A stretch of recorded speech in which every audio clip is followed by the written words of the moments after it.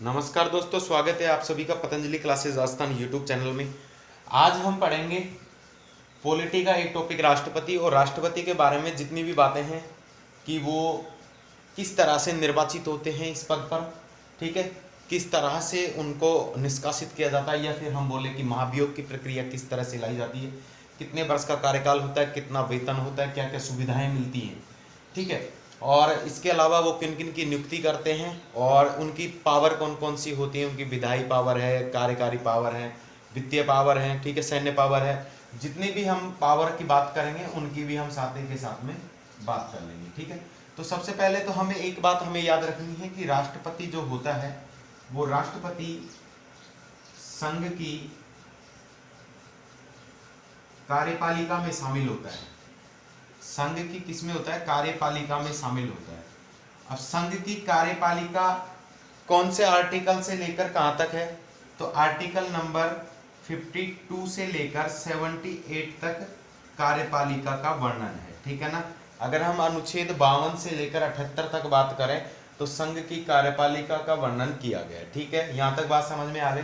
अब संघ की कार्यपालिका के अंदर और कौन कौन शामिल है? देखो, राष्ट्रपति के साथ साथ में कौन शामिल है? उपराष्ट्रपति, ठीक है ना। उपराष्ट्रपति के अलावा है आपका पीएम, इसके अलावा इनका मंत्रिमंडल, इसके अलावा महान्यायवादी। आ गई बात समझ में? अगर कोई पूछ ले आपसे जनरल नॉलेज के लिए तो आपको ये चीजें आपको बता देनी है, ठीक है ना। तो ये 5 चीजें संघ की कार्यपालिका में मेन रूप से क्या करती हैं? भूमिका निभाती हैं। आ गई बात समझ में? आगे देखिए,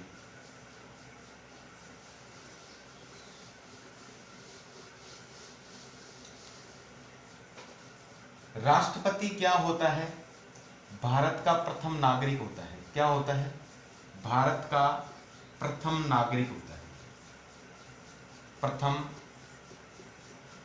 नागरिक होता है, ठीक है। इसे क्या बोला जाता है? सैन्य प्रमुख, ठीक है।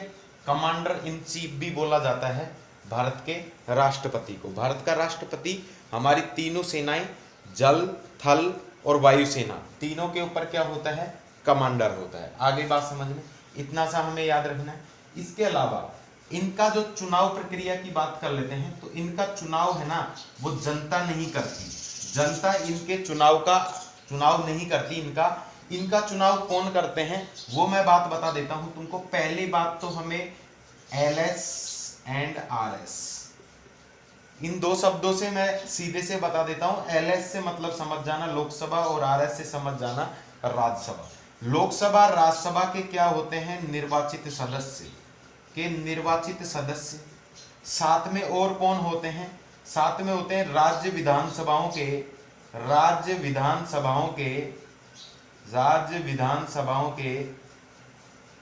निर्वाचित सदस्य, ठीक है।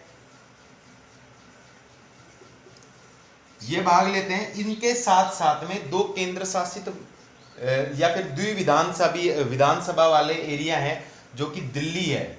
एक तो कौन लेता है भाग? दिल्ली, और दूसरा लेता है पुडुचेरी। आ गई बात समझ में? इनके भी कौन से सदस्य? सिर्फ निर्वाचित सदस्य ही क्या लेते हैं?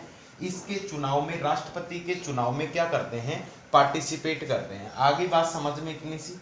आगे देखते हैं। लेकिन आपको एक बात ध्यान रखना, जब मैं महाभियोग के बारे में बात करूंगा, जब मैं इनकी बातें नहीं करूंगा, ठीक है ना।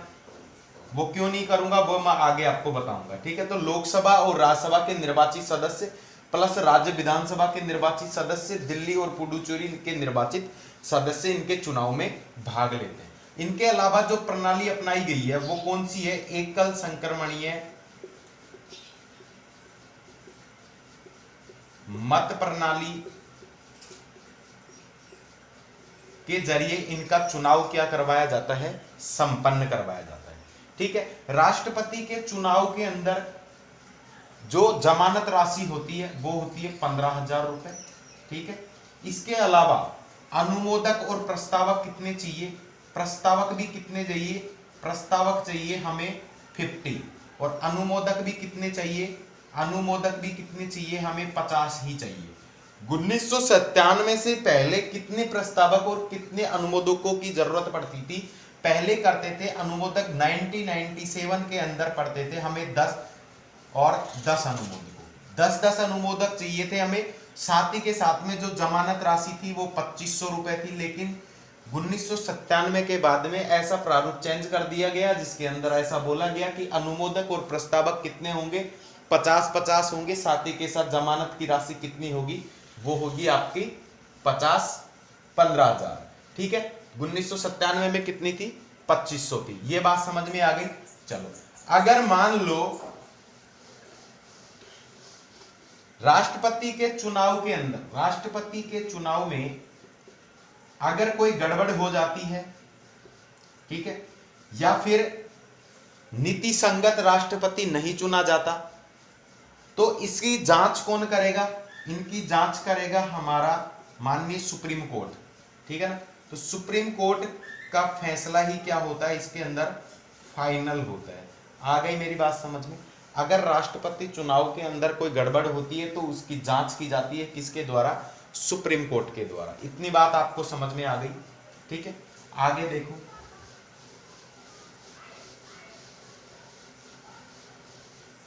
अगर राष्ट्रपति का चुनाव लड़ने वाला उम्मीदवार यदि 1/6 कुल वैध मतों का अगर 1/6 प्राप्त नहीं करेगा तो उसकी जमानत राशि क्या कर ली जाती है?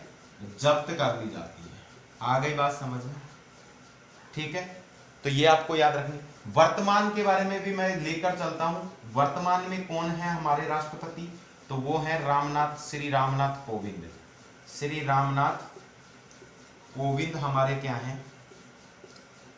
राष्ट्रपति हैं। ठीक है ना, आगे चलो। एक बात बताओ मई, इस राष्ट्रपति का जो चुनाव होता है वो अप्रत्यक्ष विधि से चुना जाता है। तो ये अप्रत्यक्ष होने का कारण क्या है, रीजन क्या है? वक्त वक्त पर यह बात उठती गई कि ये प्रणाली बिल्कुल गलत है। ठीक है ना, लेकिन इसके पीछे भी कोई ना कोई रीजन है। एक तो क्या होता है, कम समय के अंदर ये चुनाव को क्या करवा लेते हैं? आयोजित करवा लेते हैं। ठीक है ना, कम समय के अंदर। दूसरी बात ये आती है कि ये खर्चीला कम बैठता है। ठीक है ना, अगर आप चुनाव करवाओगे प्रत्यक्ष रूप से तो बहुत ज्यादा क्या होगा? खर्चीला होगा। ठीक है ना, इसके अलावा जो मेन कारण है वो मेन कारण ये है कि जो राष्ट्रपति होता है वो राष्ट्रपति क्या है, सिर्फ नाम मात्र का कार्यकारी प्रमुख होता है। नाम मात्र का कार्यकारी प्रमुख होता है, तो इससे कोई फर्क नहीं पड़ता। ठीक है ना, इसके अलावा जो वास्तविक शक्तियां होती हैं वो हमारे प्राइम मिनिस्टर के पास रहती हैं। ठीक है ना, तो कोई दिक्कत वाली बात नहीं है। इसी वजह से इनका क्या किया जाता है कि अप्रत्यक्ष चुनाव करवाया जाता है। आ गई मेरी बात समझ में? आगे देखो आनुपातिक प्रतिनिधित्व की जो प्रणाली है ना, जो ये भी गलत है भाई। एक तरीके से आप देखा जाओ कि चलो ठीक है, मान लिया कि राष्ट्रपति का चुनाव होगा, सबको यानी प्रत्येक स्टेट को एक बोला जाए कि बराबर का आपको क्या मिलेगा? अनुपात मिलेगा, लेकिन पद तो एक ही है। ठीक है ना, और अनुपात के लिए हम क्या कब करते हैं? जब 2 पदों की व्यवस्था की जाए, जब ऐसा किया जाता है कि अनुपात का यूज कर लिया जाए। ठीक है, 2 टर्म्स 3 टर्म्स के बारे में बात की जाए। लेकिन उसके बावजूद भी यानी इसके अलावा इसको अगर ऐसा बोला जाता है कि वैकल्पिक व्यवस्था या फिर वैकल्पिक चुनाव की अगर संज्ञा दी जाती तो ज्यादा बेटर होता। ठीक है ना, लेकिन ऐसा नहीं है। चलो कोई बात नहीं है, अभी हम इनकी योग्यता के बारे में बात करेंगे कि कौन इनका चुनाव लड़ सकते हैं। तो सबसे पहले वही बातें जो कॉमन है, हर जगह पढ़ी जाती है कि वह भारत का नागरिक होना चाहिए, भारत का नागरिक होना चाहिए। दूसरी बात क्या है? दूसरी बात है 35 वर्ष की उम्र। तीसरी बात क्या है? तीसरी बात वो है कि लोकसभा का सदस्य निर्वाचित होने की योग्यता रखता हो, होने की योग्यता रखता हो। ठीक है ना, ये ज्यादा इंपॉर्टेंट है। आगे बात समझ में कि लोकसभा का सदस्य निर्वाचित होने की योग्यता रखता हो, भारत का नागरिक हो, 35 वर्ष का हो, इसके अलावा कोई किसी तरह का कानूनी दांव पेच के अंदर फंसे हुए नहीं हो, अर्थात स्वच्छ छवि के व्यक्ति हो। इसके अलावा जो हमारी योग्यता मायने रखती है वो होती है कि कोई लाभ के पद पर किसी निजी प्राधिकरण के अंदर, किसी सरकारी प्राधिकरण में वो लाभ के पद पर क्या हो, नहीं हो। ठीक है ना। तो ये आपको 4-5 बातें इनकी योग्यता से संबंधित है, वो आपको याद रखनी है। आ गई मेरी बात समझ में? ठीक है। पद के लिए जो शर्तें होती हैं वो क्या क्या होती हैं?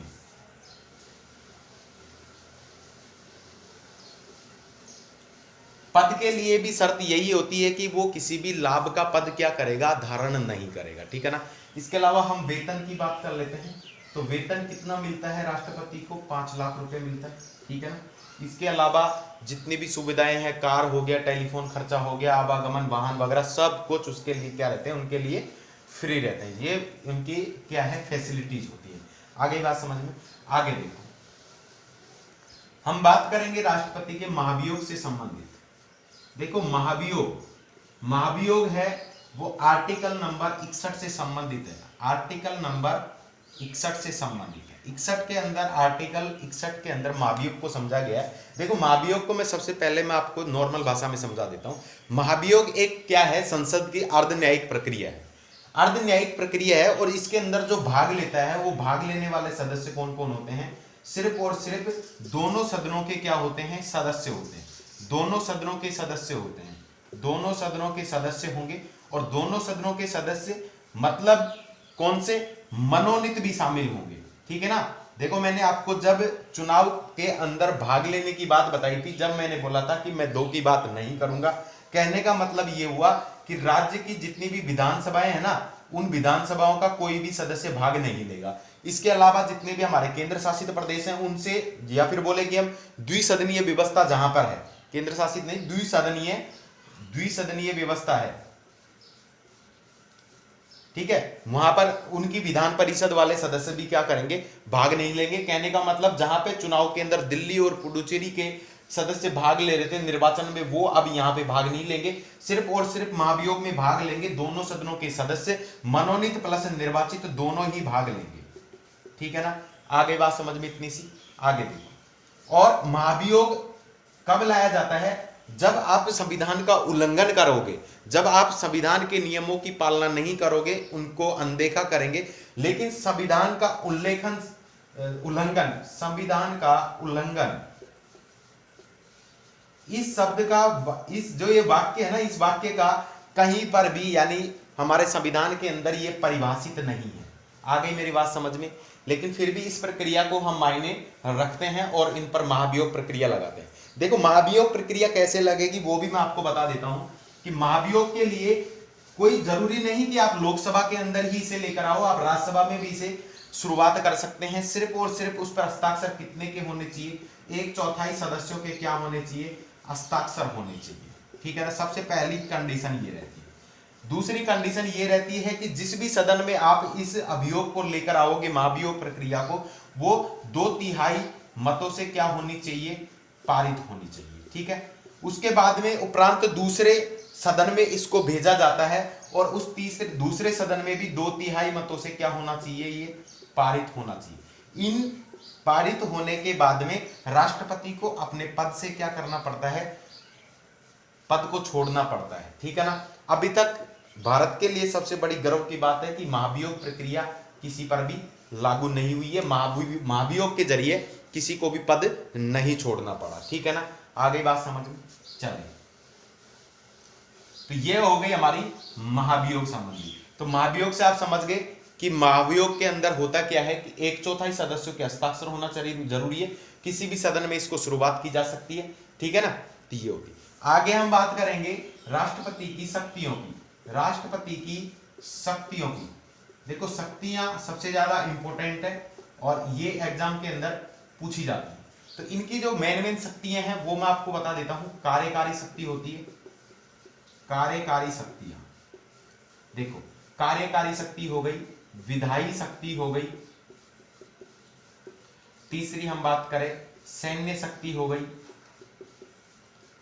चौथी हम बात करें वित्तीय शक्ति हो गई, पांचवी हम बात करें आपातकालीन शक्ति हो गई। तो ये क्या है? इनकी प्रमुख कुछ शक्तियां हैं। ठीक है। अब कार्यकारी शक्ति क्या होती है, विधायी शक्ति क्या होती है, सैन्य शक्ति क्या होती है, वित्तीय शक्ति क्या होती है और आपातकालीन शक्तियां कौन सी होती हैं, इनके बारे में हम नेक्स्ट चैप्टर के अंदर, नेक्स्ट वीडियो के अंदर आपसे डिस्कस करेंगे। धन्यवाद, थैंक यू सो मच। यदि आपको ये सेशन समझ में आया हो तो प्लीज लाइक कर दीजिए और ज़्यादा से ज़्यादा शेयर कीजिए। Thank you.